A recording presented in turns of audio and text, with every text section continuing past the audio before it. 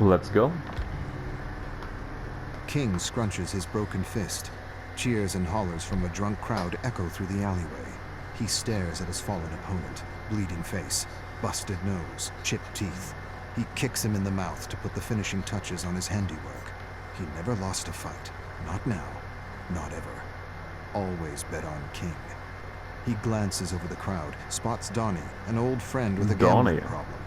Not much of a problem if he continues to bet on me. King looks at his watch. Okay. He's late for a family meeting. Okay. King's father gives his mother hell for talking back for something he didn't quite understand. It's always the same crap. King grinds his teeth. Blood and warmth rush up his face. Every scrap, every single one he won because he saw his father's face on his opponent. He wants to lash out, to say something, anything. But to say something is to be cut off. But this time he's not thinking straight, or maybe he is. His father raises a hand to strike his mother. It happens faster than the thought to perceive it. One moment he snatches his father's arm, the next he's beating him black and blue for years of accumulated shit. Oh my god. He walks away while his mother tries to help his father up. You're out. Never show your face here again, ungrateful bastard. Get out. He never really had friends. Not real ones, anyway. He had an entourage. A group of sods enjoying the high life with his credit card. Now he has no one. Not a single bloody friend to help him out. He had friends once upon a time in school, but that was long ago. He needs money. But money doesn't grow on trees, and no one wants to challenge him. Not after what he did to his last opponent. He needs a job. His accounts are near empty, and his old careless spending habits are hard to break. He meets with Tommy. Tommy has no room for him in his apartment. Wishes he did, but he doesn't. Mick wants to help, but his old lady won't let him. Same with Bill. And Harry. His ex has moved on, and she doesn't want to see his face. Something about being a shithead. Can't live in a hotel room forever. It drains the account. He remembers a face he recently spotted in a crowd at his last scrap. They were friends since they were toddlers.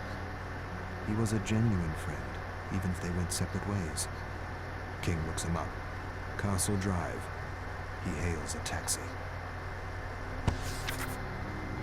King hasn't felt real in a long time. He sits in Donnie's apartment drinking old ale, realizing how much he misses genuine heart-to-hearts. Donnie was his friend before he realized he came from money. The rich aren't really rich. He's not sure why he thinks this or what it means. It's just a random thought. The ale talking, as it were. Donnie says he can stay until he figures things out. He's not sure when that will be. It doesn't matter. A sudden rap at the door startles him. Donnie stands, opens the door to reveal a few men in black leather jackets. Muscle. King doesn't hear much. What he does hear, he doesn't like. Donnie owes money and can expect a bundle of lead in the face if he doesn't pay. He laughs when he returns to the kitchen table. It's your fault, King. I don't know who to bet on anymore. Okay. King lost his last 3 jobs and is going back to what he does best. A challenger steps into the circle in the dimly lit alley, double his size, massive. King doesn't care. A head's a head. He'll go down like the others. Crowd calls him the Ghetto Masher. The Ghetto Masher glares at him. The ref spits out rules he's heard 1,000 times. King stares at him and sees not his father, but his opponent. A bell sounds. With a bestial snarl, the Ghetto Masher lunges. King evades a wild blow that would have ripped his head off. He feels strange, unresponsive, confused. Donnie screams at him. He glances at him as he receives a massive fist to the skull. Black swirls across his eyes. He doesn't remember the thud against his skull. He doesn't remember his legs buckling. He doesn't even remember collapsing in a pile of festering garbage. He only remembers waking up on the couch in Donnie's apartment. He's lost his edge. His anger. His rage.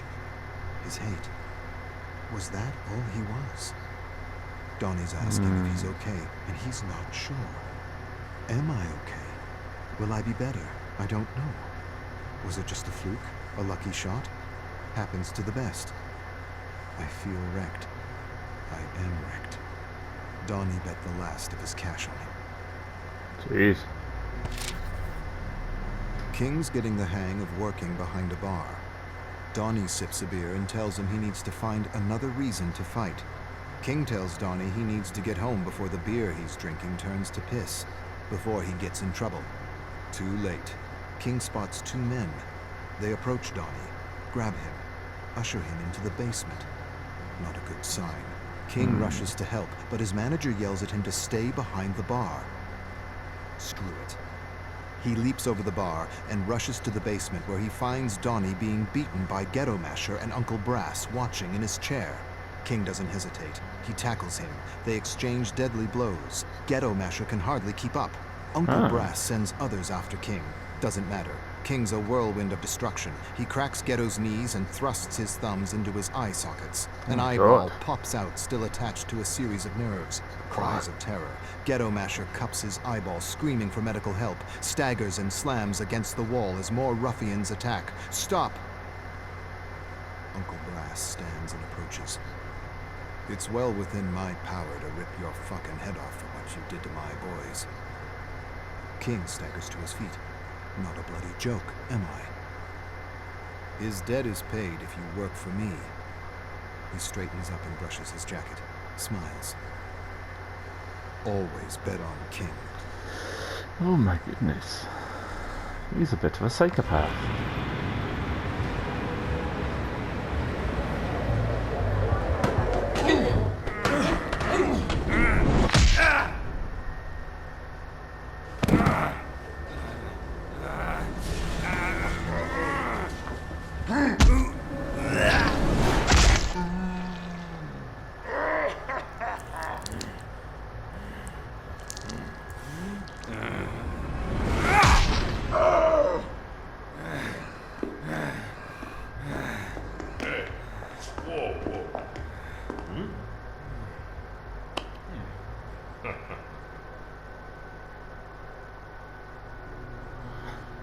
Okay, that is... David is way worse than I thought. Okay.